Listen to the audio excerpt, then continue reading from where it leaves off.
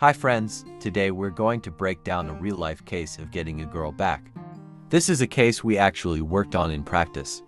How much time did it take? What steps did we take? We'll get into all the details. A typical relationship, 3 years together, and for most of that time, the man held a strong position. But then, something snapped. I won't go into the specific reasons now. There are many factors that influence these turning points. Sometimes it's poor conflict management. Sometimes it's a general breakdown in how the relationship is structured. But 3 years of working with people directly, I've come to realize the root of the problem lies in how a man positions himself throughout the relationship. Have you noticed a trend? Let me give you a very illustrative example. When an American woman dates a Caucasian man from the Caucasus region, she often behaves very compliant, understanding, and submissive. Why? Is it because the Caucasian man is a master manipulator? No. It's because he has a clear understanding of what a woman should and shouldn't do. He's principled, and she adjusts to that.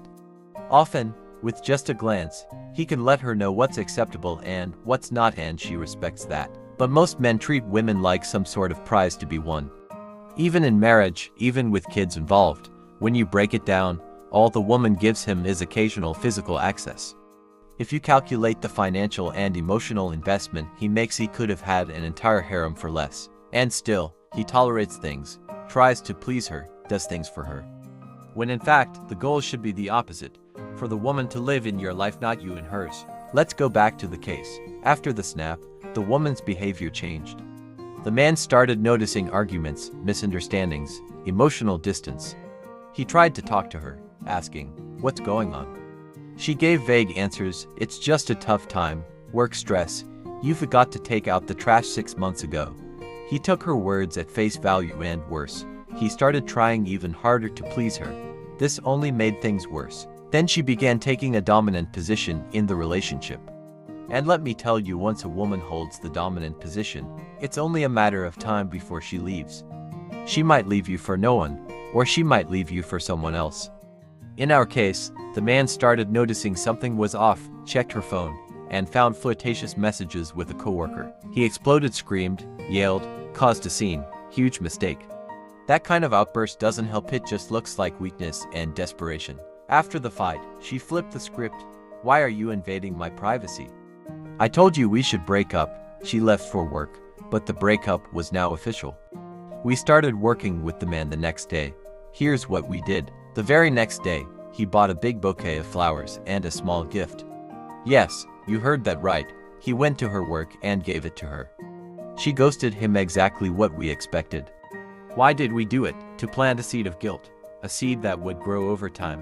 Many men send gifts, write long messages, show up with surprises that plays into our hands. The behavioral contrast creates emotional confusion. It throws the woman off. After that, we returned home and her things were already packed. That evening, when she came back, we opened the door, put her bags outside, and closed the door. She called the landline, then the mobile. For 20 minutes, we ignored everything. She texted, "It's over. We'll never see each other again." What did she want? She wanted control. She thought the man would panic, beg, message her, but we didn't take the bait. After that, the man struggled emotionally. "She's really gone. She forget me. She be happy with that coworker." This is the trap most men fall into. They wait, they tolerate, they try to adapt to a woman's logic, which often doesn't follow any logic at all. Let me explain why you shouldn't worry. If a woman is no longer in a clearly submissive position in the relationship, she's already emotionally open to someone else. She's already looking, and if she finds a man with a strong backbone who passes her emotional test, she'd be drawn to him. Here's something critical to understand. Female cheating happens only after emotional detachment from her current man. She mentally leaves first, then physically. So, back to our case. We didn't reach out to her. She burned every bridge and we helped her do it. Now, she's the one in a vulnerable position with the new guy. Why? Because now she will be seeking his approval. But this coworker already has a wife.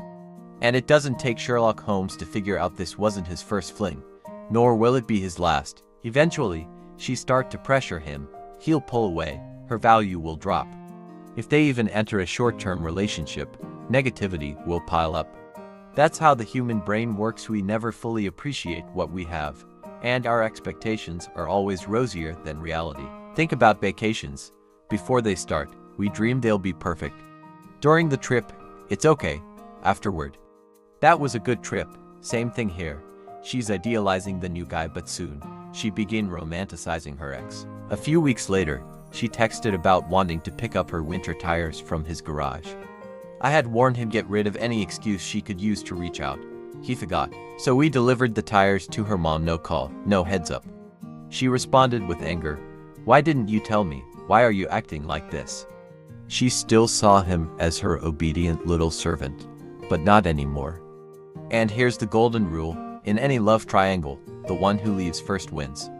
She started comparing us to the new guy. He wouldn't have done that. He would have been softer, etc.